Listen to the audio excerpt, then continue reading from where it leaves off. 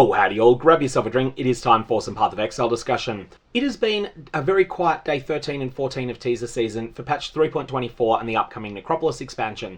So quiet that we're not talking about any news today, we're instead going to be talking about some of the consequences of day 12's big reveal, and some of the things that you might want to consider doing in patch 3.24's Necropolis expansion. Now, this is going to be focusing primarily on things that are more aimed at once your character's already fairly powerful.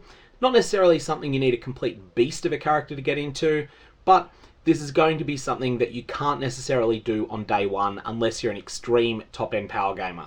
All that said, I do think that this is something a lot of people might be interested in speccing into at some point in the league, once you feel you're in a position where you can earn your own 4 Void Stones yourself. What we're going to be looking at here is an Atlas tree setup that is something that is completely impossible to replicate in 3.23 or any earlier version of the game, and that offers a number of really cool ways to farm impressive cluster jewel crafting bases.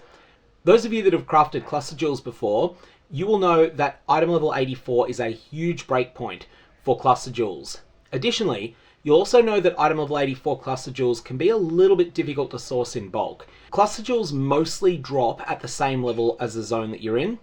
Now there's a couple of exceptions to this, and probably the main one is the Simulacrum. Each wave in the Simulacrum has an increase to the item level of the rewards that are spawned, and towards the end of the Simulacrum this becomes +9. From memory, waves 20 to 30, all of those provide +9 to the level, and that means that they can drop item level 84 cluster jewels.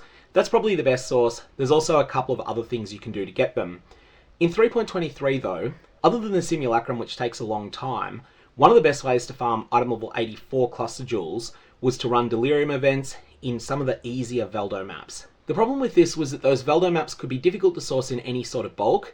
Even the more common ones, there'd be 15 different Lifesprig maps and you might only be interested in 2 of them. And then at the same time, your Atlas passive tree did not apply to the Valdo maps you were running.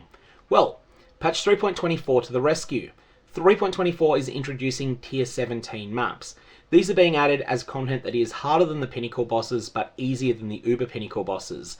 And to give you an example of what to expect, this Fortress map is one example, this Citadel map is another, and this Sanctuary map is another. Coming back to the Fortress map, and granting you games of tease that the boss of this is going to be an Uber version of the Unbreakable fight that's found in Heist, this is a perfect example of what we're looking for this strategy. It's a tier 17 map. You might or might not be able to defeat the boss of it. If you can, fantastic. Defeating the boss of that is where you'll be able to get the fragments that allow you access to the Uber boss fights now. However, the key thing we're looking to do here is to use the Atlas passive tree in order to gain a little bit of extra power in order to make those boss fights easier, and at the same time to provide Delirium on those maps so that we're going to be able to get cluster jewels from them. Let's break it down. Firstly, let's discuss the delve side of things. With the exception of one node that could easily be dropped off, every single point that is dedicated to delve on this Atlas is about making Pact with Energy better. Pact with Energy means that once you've interacted with Nico's sulfite piles on a map, your character becomes more powerful for the rest of that map, and it's not a small gain. When you've done all 3 Nico events in a map, you're going to gain 3% maximum elemental resistances for the rest of that map. You gain 105% increased damage. Now this doesn't stack multiplicatively with a lot of other things, but 105% is still quite a lot.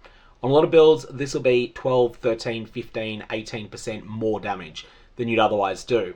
But most importantly, 45% increased movement speed, which is a lot. So this is really strong. How are we forcing delve on every map?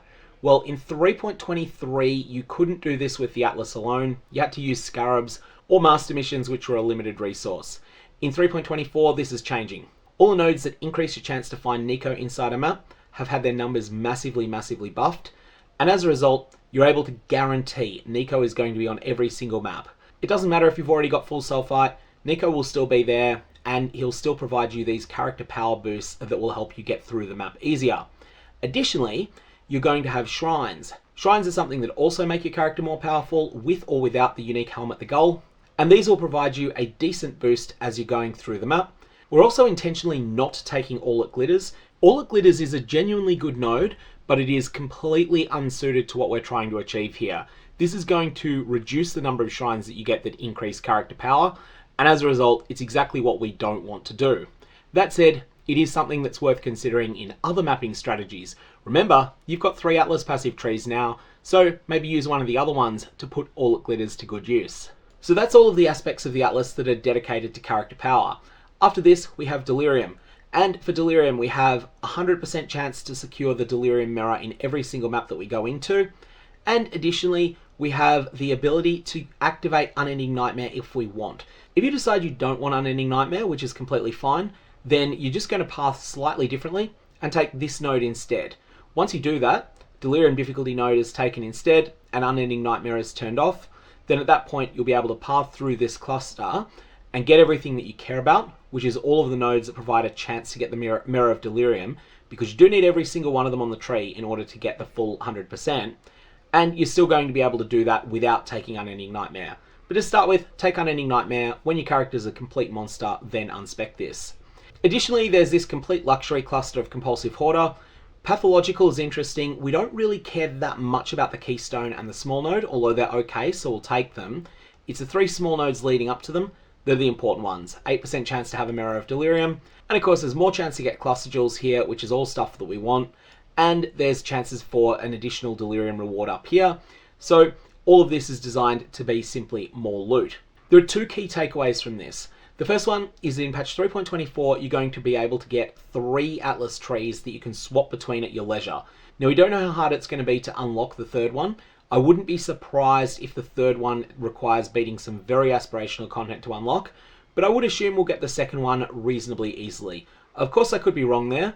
That's going to be something we'll find out once the patch goes live, but I do think it's pretty reasonable to plan around having 2 trees, one for general farming and one for tier 17s, and I do think that this is a good setup for your tier 17 farming to begin with enough points left over that you can easily pick up an entire additional mechanic that you like, and farm yourself a bunch of decent cluster jewels that are going to be miles better than what you can reliably source in patch 3.23. That's all I've got for now. May you craft interesting cluster jewels and Valdo and get interesting results.